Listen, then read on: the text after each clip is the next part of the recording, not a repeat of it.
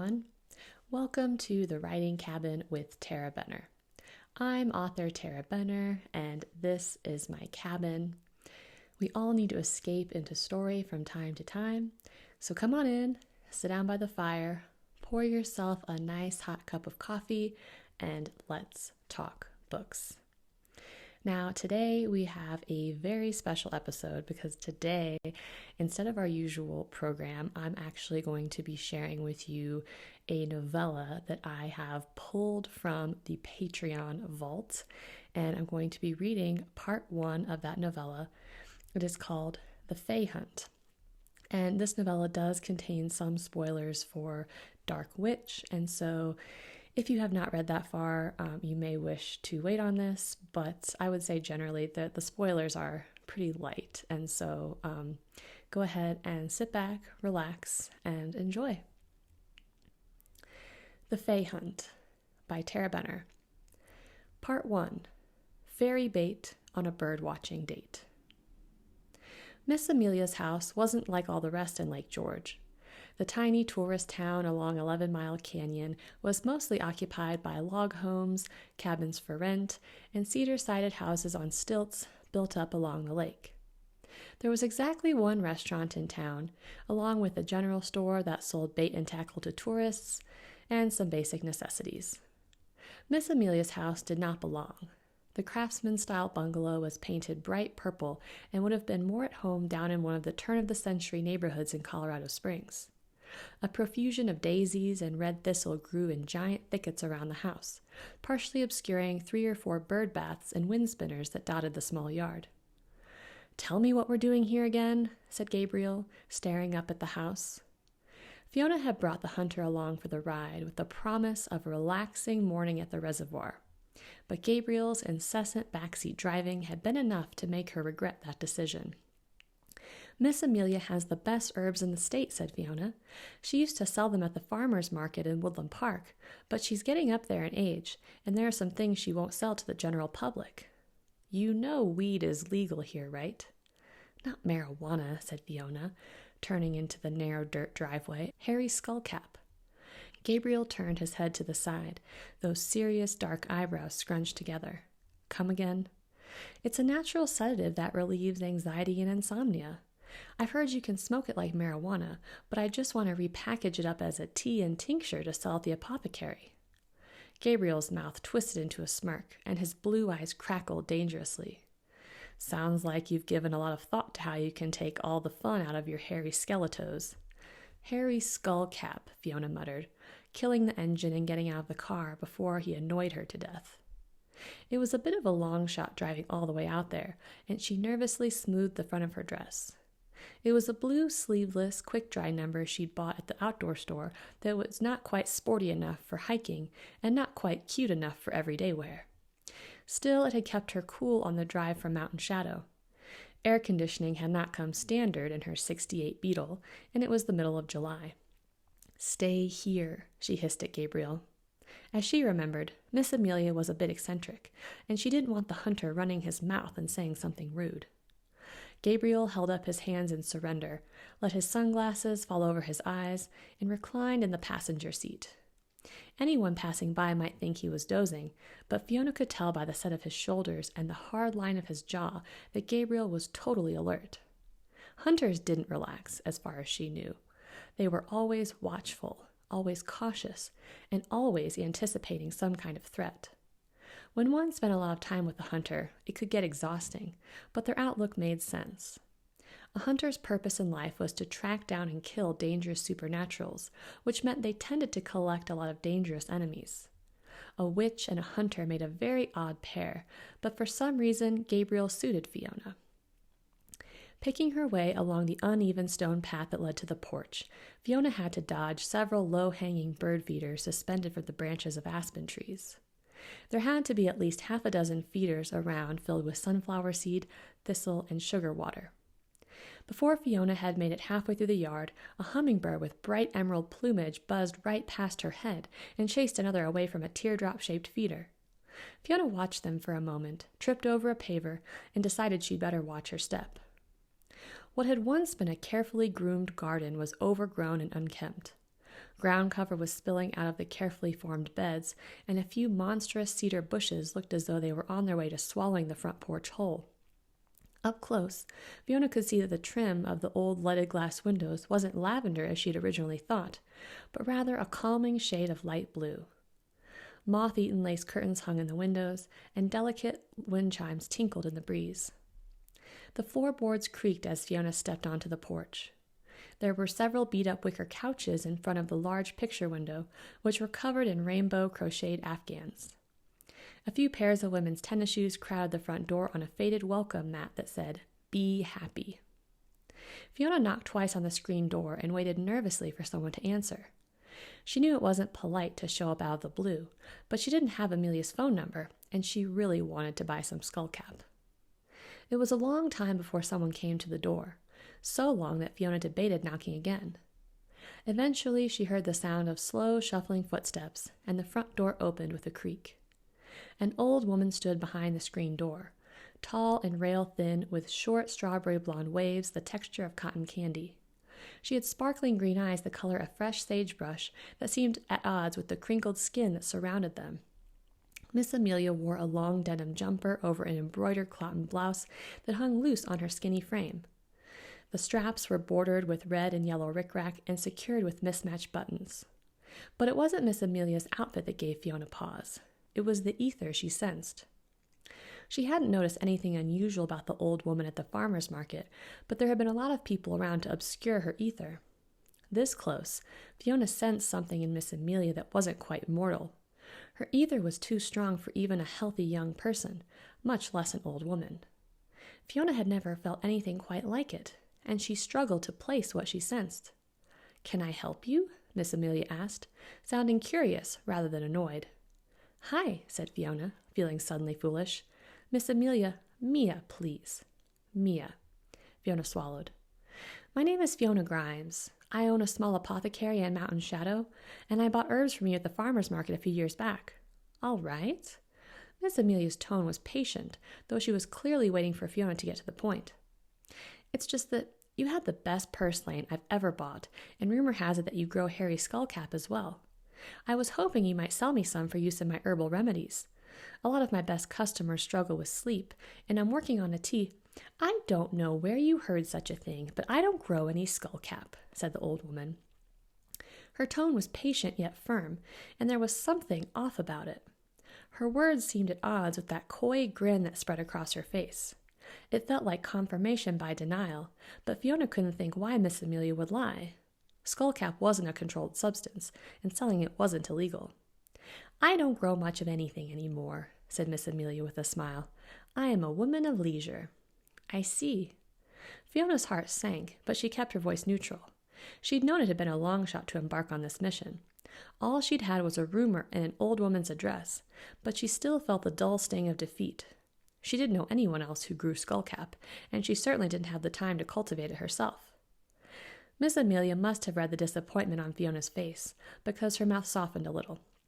"You know, I never did grow my own skullcap. It grows better in the wild without any help than it does in a garden or greenhouse." "It grows in Colorado?" "Oh, yes, it grows marvelously here. You just need to know where to look." That was news to Fiona. She wasn't an expert on native plants. She cared mainly about harnessing the medicinal properties of herbs for the products she created. She eyed Miss Amelia for a moment, turning over the old woman's words. Miss Amelia lived alone as far as she could tell. She didn't seem particularly lonely, but perhaps she wouldn't be opposed to spending some time with a virtual stranger. "Could you show me where it grows?" Fiona asked cautiously. Miss Amelia regarded her curiously for a moment, and then glanced out at Fiona's old blue beetle. Her gaze lingered on Gabriel lounging in the passenger seat, and something in her face tightened. Her sparkling green eyes that had seemed so playful suddenly became frosty. But when she looked back at Fiona, her vaguely pleasant expression was back in full force. "I don't know, dear," she said, sounding sincerely regretful. "These old knees are not what they used to be, and I really only venture out that way when I go with my bird-watching group." "Oh," Fiona nodded. "Of course, I understand. I couldn't ask you to do that for me." But even as the words left her mouth, she felt that there was something odd about the way Miss Amelia had couched her refusal. It was almost as though she didn't want to say no, as though she were leading Fiona to some other logical conclusion. "But I suppose if you wanted to tag along for our next excursion," the old woman added, almost as an afterthought. "We were planning to go up that way. I could show you the best places to forage your skullcap." "Really?" said Fiona. So she'd been right. "You sure you wouldn't mind?" "Oh, no, not at all. But I do have one condition." "What's that?" Fiona had been expecting Miss Amelia to ask her to do some little chore around the yard. Agatha had frequently asked her to move bags of mulch, trim a tall shrub, or get something off a high shelf when she came over. Instead, Miss Amelia glanced back at the beetle. Her expression was carefully serene, though her eyes looked sharp and watchful as she said, "You bring that gorgeous young man along. It's just a bunch of old codgers who go along with our group. I'm not going to live forever, and I don't know when I'll get to spend time in the company of such a handsome young fella." Fiona chuckled uncomfortably, taken aback. She couldn't tell if Miss Amelia was joking or not. "We're going out this Saturday," the old woman added briskly, as though that settled the matter. "We meet at Costello's just down the road from here, 6:30 sharp." And with that, Miss Amelia retreated into her house and closed the front door with a snap. Coaxing Gabriel to accompany her to Miss Amelia's in the first place had taken some arm twisting. Persuading him to go along on an old folks' birdwatching expedition in Lake George was a monumental feat. Fiona didn't tell him that Miss Amelia had requested his presence because he was so good-looking. Just the thought of it weirded her out, and she didn't think flattery would make Gabriel any more excited to get up at the crack of dawn to go look for birds and Harry's skullcap. In the end, she promised she would help Gabriel with a rogue cambion he'd been hunting in the springs. Hunters were masters at banishing demons, but only an ether witch could kill one, and a dead demon was always better than one that had been temporarily relocated to the hell realms. Slaying a demon wasn't exactly a fair trade for sitting in the woods with a bunch of old people, but if it earned her an in with Miss Amelia, it would all be worth it. Fiona wasn't sure what one wore to go birdwatching.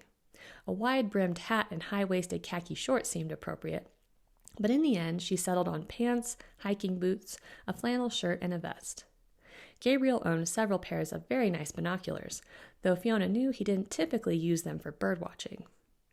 Saturday morning, she made a pot of very strong coffee and warmed herself a blueberry muffin. She picked up Gabriel at 5:45 and drove them up to meet the birders. Gabriel hadn't altered his usual uniform of blue jeans and leather for birdwatching. His dark hair was a little too mussed to have been done on purpose, but he didn't complain as he piled groggily into the Beetle. When they pulled into the parking lot at Costello's coffee house, Fiona immediately got the impression that every single person there had shown up for the birding expedition. Graying old men in heavy flannel jackets and wide-brimmed hats stood around with coffee and pastries, while several equally gray old ladies dressed in various shades of olive and khaki were clustered around their station wagons talking. Fiona didn't see Miss Amelia, and she shyly approached the tight knot of old ladies while Gabriel went to get a breakfast burrito. "Oh, you must be Fiona," said a woman with kind rosy cheeks and wispy white hair. In her matching olive pants and vest, she looked supremely wide awake and well put together for 6:30 in the morning. "I am. Mia told us you and your gentleman friend will be joining us this morning." "Yeah, I've always wanted to take up bird watching," Fiona lied. "Is Mia actually here?" The old woman's cheeks puckered in a kindly smile. "She called this morning to let me know she was running late and to make sure you were taken care of. She's meeting us at the rendezvous point." Fiona nodded. "Ooh, is that your boyfriend?" one of the other old ladies asked, nodding at Gabriel. Fiona thought it should have been obvious that the two of them were together, since he was the only man in the vicinity under the age of 65. He was standing on the porch outside the coffee shop as though the door had a force field around it. Fiona could tell that something was wrong by the stiff set of his shoulders, but she didn't know what that could be. "Yes, that's him," she said. It was strange to hear someone refer to Gabriel as her boyfriend, but she couldn't exactly delve into the whole mortal enemies turned allies turned lovers story with this crowd. She supposed that boyfriend was an accurate description of what he was, though the label just didn't quite fit. "He is a looker," said the old woman with relish, peering over the brim of her glasses. "I can see why Mia wanted you to bring him." "We don't get too many young people joining us on our excursions," said the first woman with a bit more tact. Fiona smiled, feeling rather awkward. She was starting to get a very strange feeling about Miss Amelia's motives for asking Gabriel to come. It couldn't just be for his looks, not unless she was the female equivalent of a dirty old man. The thought of Gabriel fending off unwanted advances from the skinny old lady was almost laughable, but Fiona just didn't think that was why she'd requested his presence. Soon the rest of the group had arrived, however, and Fiona was forced to set aside her misgivings. One of the grizzly old men dressed for a safari took charge of the group and explained where they were headed that day. He made a few jokes at the expense of a man named Marty, and the group laughed appreciatively. Clearly, he knew his audience. Gabriel reappeared with a brown paper bag as the birdwatchers piled into their cars.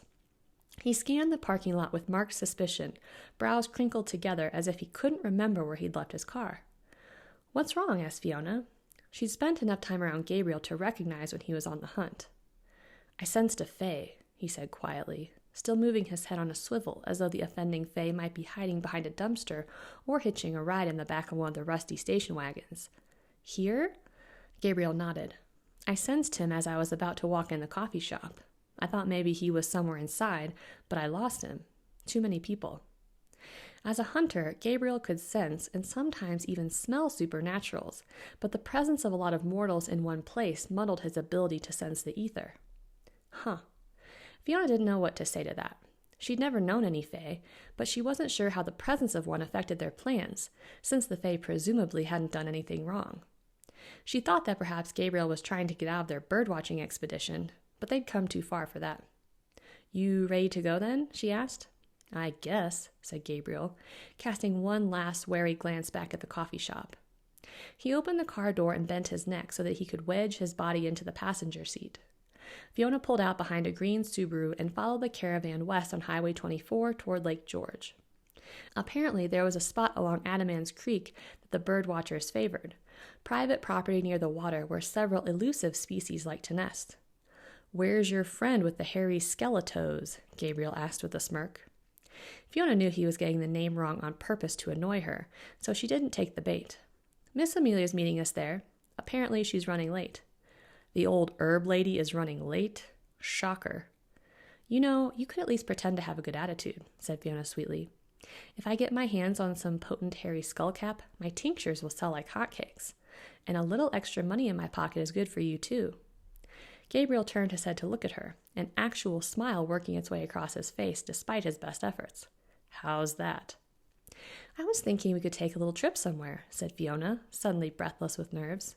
It had been a long time since she'd been in any kind of relationship, and she wasn't sure what the rules were for bringing up a trip that didn't involve hunting a serial killer.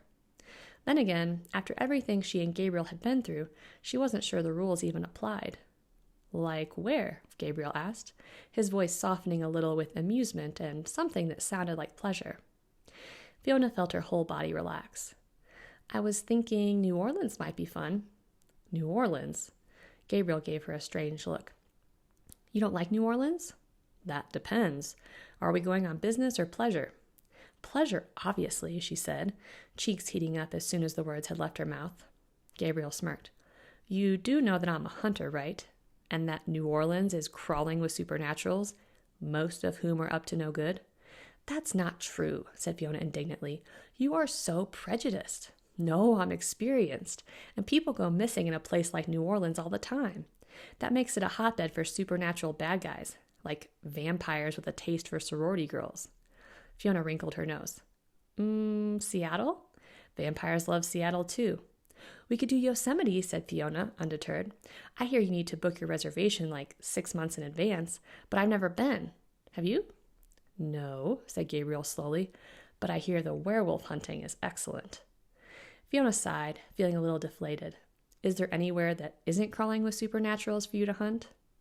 Gabriel seemed to consider this for a moment, pressing his lips together in a very serious expression. Finally, he said, "Kansas. Everybody hates Kansas." "What about the witches from The Wizard of Oz?" Gabriel laughed. "First off, Oz was a figment of Dorothy's imagination. Only in the movie."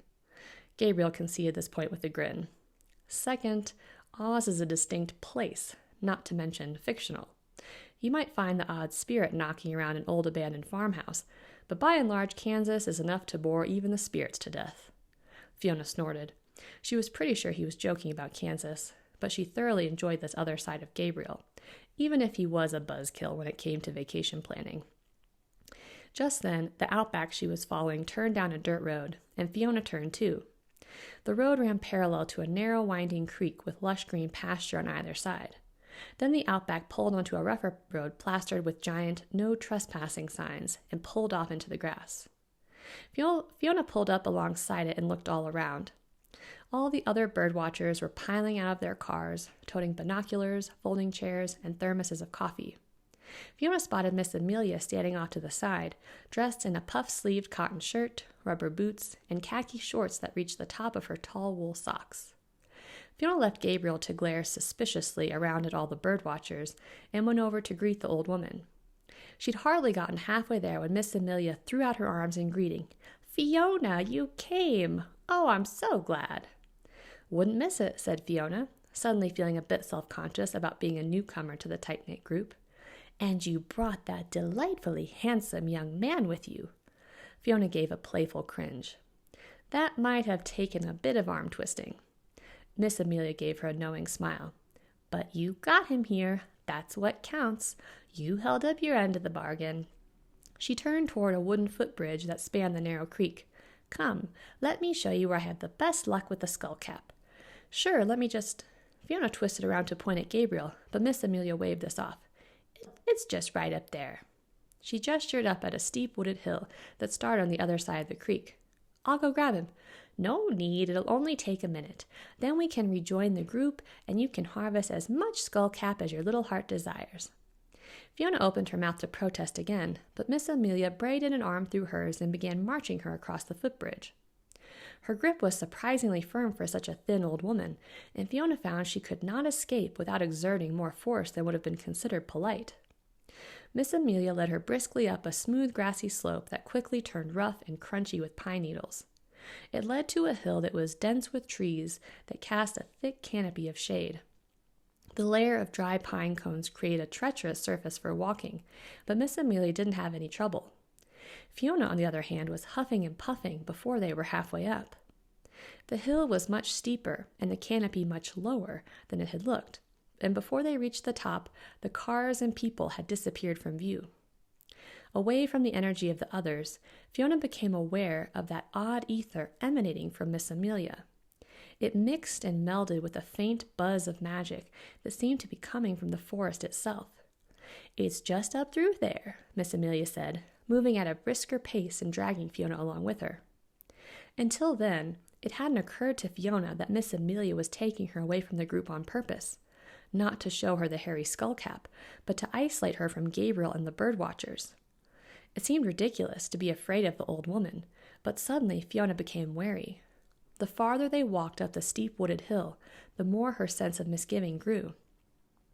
Finally, they reached a clearing at the top of the hill where only mountain mahogany grew.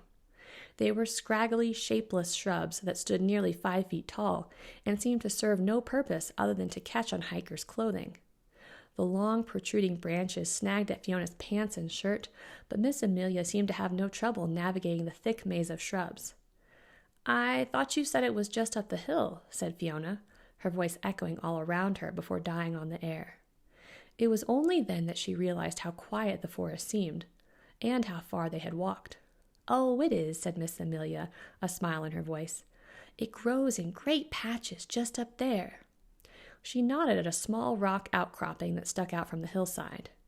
Fiona hadn't noticed it at first, because it was so ensnared in bushes. "Up there?" said Fiona dubiously. Miss Amelia might have been spry for her age, but she had a hard time believing the old woman had been scrabbling up that rocky structure any time within the last decade. It looked like a rock slide of rust-colored granite, with twisting pine trees and currant bushes sticking out from the rock. Snarls of dead branches, downed trees, and more mountain mahogany surrounded the base. "Just up there." Fiona frowned. She didn't see a good way up. Still, this was the whole reason she'd risen at the crack of dawn and dragged Gabriel along on a bird-watching excursion. She couldn't go home empty-handed. Picking her way delicately among the sharp branches, she found her footing in a patch of dirt between the rocks that jutted out. Once she'd started the climb, she realized the top was a good 30 feet up. She couldn't imagine there was any skullcap growing along the dry, rocky outcropping. She was just about to give up on the mission when she heard someone calling her name. She looked down just in time to see Miss Amelia's head whip around. Fiona squinted down through the trees, listening for the sound of her name. When she looked back to where Miss Amelia had been standing, she found that the old woman was gone. Fiona blinked and heard footsteps behind her. Miss Amelia was standing on a rocky plateau, not 10 feet behind her. "Just up there," she said, coming up behind Fiona and giving her a little push. "That's a good girl." "Did you hear that?" Fiona asked. She was sure she hadn't imagined it. No, I didn't hear anything." But then the wind in the trees died down, and Fiona heard it again. It was Gabriel calling her name. "Up here," Fiona yelled, her voice echoing off the rocks with truly spectacular resonance. She glanced back down in time to catch Miss Amelia's expression. A look like frustration passed across her face. Frustration and something else. "Don't you want your hairy skullcap?" asked Miss Amelia as Fiona pivoted on the rocks and started picking her way down toward Gabriel. "Yeah, let me just..." But she didn't have a chance to finish her thought. A second later, Gabriel appeared through the trees. Fiona could have sworn he'd sounded farther away. He must have taken a shortcut. Well, your handsome young man just couldn't stay away," said Miss Amelia smugly. "I thought that might be the case." There was something off about the way she said it, but Fiona was too focused on not breaking her neck on the way down to pay Miss Amelia any mind. Gabriel was huffing and puffing as he came up the hill. He'd even shedded his jacket. As she came closer, Fiona saw he was livid, but his ire wasn't directed at her. He was glaring at Miss Amelia. He took in the scene in roughly 2 seconds flat. Then his gaze fell on Fiona. When he looked at her, it was a penetrating stare, almost as though he were trying to read her mind. "Fiona, are you all right?" "Yeah, I'm fine. Sorry to disappear on you. I didn't know it was such a hike." Even as she prattled on with some normalcy, Fiona could sense the situation devolving. Something was very, very wrong. She just didn't know what it was. "You're not..." Gabriel came closer and waved his hand in front of her face, as though he thought she were in a trance. "What are you doing?" His expression turned sour. "Just checking to make sure you aren't under her power." He glanced behind Fiona at Miss Amelia with an accusatory expression. "She's fey." "Like a fairy?" "Like the Brothers Grimm variety." "Are you sure?" Fiona glanced back at Miss Amelia, keeping her voice low. That would explain the strange ether she sensed. "Yes, we need to get out of here. Right now." "What's going on?" came another voice. This one was older and male. Fiona's heart nearly jumped out of her chest, and Gabriel wheeled around. One of the bird watchers was coming up the hill, a portly man with a neatly trimmed gray beard, wearing a bucket hat and a khaki vest. "I told you I had it under control," said Miss Amelia in a petulant tone. "And I told you not to make a move on the hunter without me." The man's voice was even, but Fiona caught a commanding edge to it that raised goosebumps on her arms. Clearly Miss Amelia had heard it too, because she didn't say anything more. Gabriel made a low growl in his throat, but he sounded more annoyed than anything else. As the man drew closer, Fiona sensed the same odd ether that she sensed in Amelia, only his was much stronger. If Miss Amelia was fey, surely this man was too. He must have been the fey Gabriel had sensed at the coffee shop. "Is he..." Gabriel quirked an eyebrow in a dark expression. "Oh, yeah." Up until then, Fiona had been more confused than afraid, but now she started to panic. There was only one reason for Miss Amelia to use her to lure Gabriel up onto the hill, and she didn't think it was because she thought he was handsome. "You just had to go on this damn bird field trip," said Gabriel. "I'm sorry," Fiona hissed. "I think the woods are enchanted too." That was the only explanation for the nagging tingle of ether in the air. It felt like the same energy that flowed through Miss Amelia's veins, only a little more wild and uneven. "It seemed like she took me really far away, but you managed to find us so fast." "The Fae can do that," Gabriel murmured. "Stretch out time, make it pass more quickly. They can manipulate other things too." Fiona cringed. She felt foolish for following Miss Amelia into the woods, but how was she supposed to know the Fae woman had been leading them into a trap? All she'd wanted was some skullcap. Gabriel pivoted to the side so fast that Fiona didn't have time to react. He managed to scoop her behind him so he could face Miss Amelia and the man. That told Fiona that the situation was a lot more serious than she'd realized. Gabriel was gearing up for a fight. "Foolish hunter," Miss Amelia hissed. "You know that this is Fey land." "The Brotherhood of Kincardineshire doesn't recognize Fey territory," said Gabriel smoothly. "You should know that by now. Or have you learned nothing in the last 500 years? "How dare you?" Miss Amelia spat, her frosty green eyes becoming feral. At first, Fiona had assumed Gabriel was speaking figuratively, or speaking of Fey kind as a whole.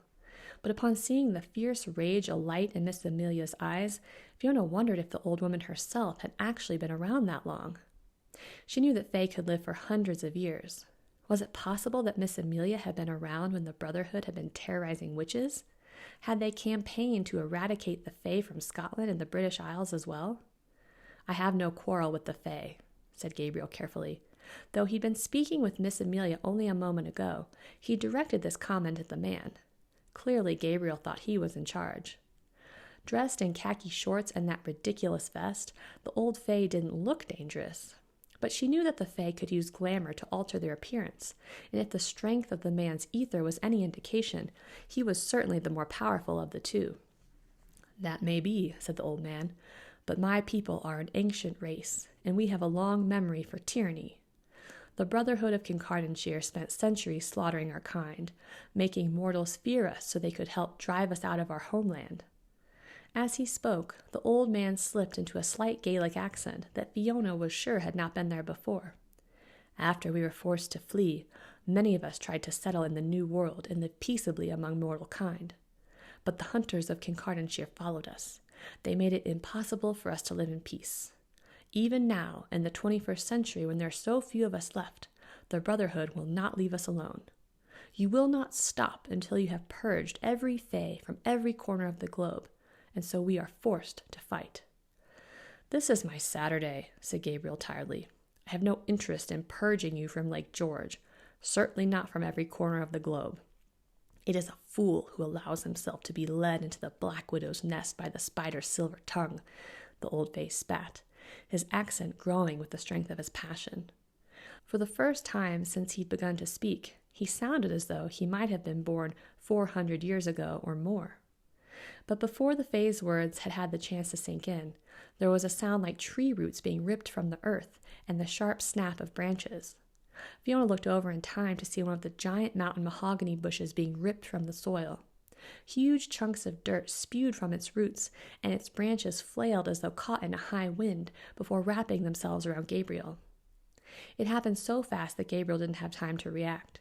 The long, spiny branches that had been so good at snagging Fiona's clothes wrapped around Gabriel's arms like chains. They pinned his arms firmly to his sides, snaked down his torso, and wrapped around his neck. Gabriel struggled, but it was no use. The harder he fought, the tighter the snarling branches seemed to become. They snapped and creaked as they tightened around his body. Fiona didn't know what to do. She could see painful red marks where they were cutting into his skin, and she could tell he was finding it difficult to breathe. It was his distress that finally shook Fiona out of her daze. As an ether witch, the energy that flowed through all living things was her very best weapon. She concentrated on accessing the ether around her, pulling it from the trees and the shrubs and drawing it up through the earth. She allowed the ether to collect beneath the soles of her feet, but she couldn't seem to draw it up through her body. It was as though it were hitting some invisible barrier, though she was pretty sure it was the Fey magic that was blocking her ability to use her powers. "I'm sorry, Fiona," said Miss Amelia from the rocks. Fiona had almost forgotten she was there. "But my kind has magic the likes of which you know not. You cannot save your hunter." Fiona whipped around to glare at Miss Amelia, still fighting to pull the ether from the ground. But no matter how hard she tried, she could feel the ether resisting her. It was like trying to force the wrong end of two magnets together. The Fey ether was different, unnatural, incompatible with her own. Then Gabriel let out a terrible noise, somewhere between a croak and a cry. His face had turned a sickly purple color. He was finding it hard to breathe. Fiona knew she didn't have much time. Summoning the wind, she allowed her own ether to lend the element power and hurled a gust straight at the old man. The Fey reacted so quickly Fiona never saw it coming. With a flick of his wrist, he redirected the wind and sent it barreling into her. Fiona flew back and landed hard in the dirt. She dragged in a shaky breath. Staggering painfully to her feet, she rushed over to the shrub and tried to pull the branches away from Gabriel's windpipe. But they were stronger than any normal branches should have been, and the harder she pulled, the tighter they became. Trying another tack, Fiona gripped the branches in her hands and tried to connect with the ether inside them. She could sense the plant's own life force buried deep beneath the layers of fey ether. If she could just access the plant's natural energy. But the fey magic was too strong. She could feel it choking out the plant's own life force just as surely it was choking Gabriel. Just then, Fiona felt a sharp tug just behind her navel.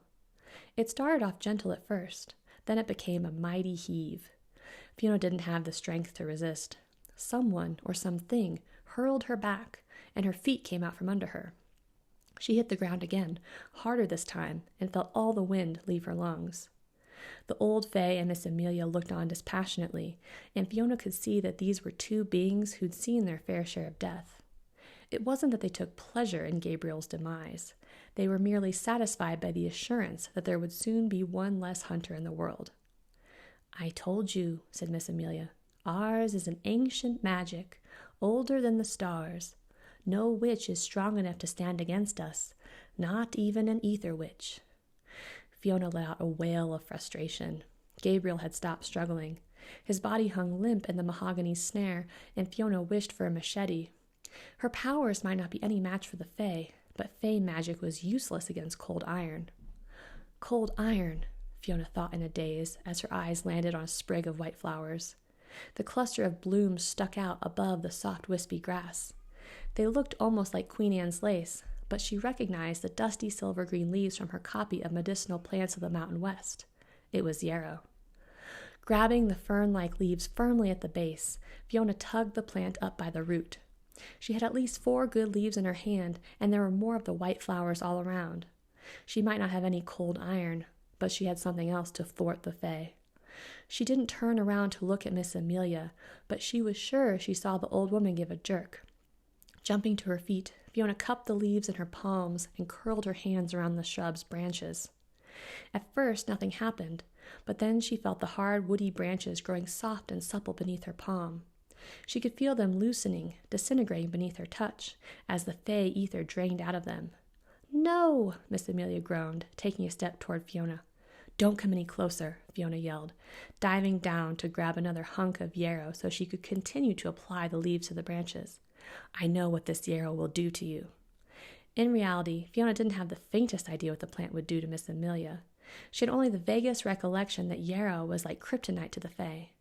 She couldn't recall where she'd heard that, but she'd minored in medieval studies and had probably read it in some book. As she held the yarrow to the enchanted shrub, she felt the branches growing soft and gelatinous. The bark crumbled and fell away, and Gabriel gave a mighty choke. The purplish hue faded as he heaved for air, and Fiona nearly collapsed in relief. "Are you all right?" she huffed. Gabriel continued to hack and cough, but his head jerked up to face the threat. Fiona wheeled around, ready to dive for more yarrow, but Miss Amelia was gone. She jerked to her right, ready to fight the old man, but the powerful Fae was nowhere in sight. She and Gabriel were alone on the hill. Even the strange Fae ether in the air had dissipated.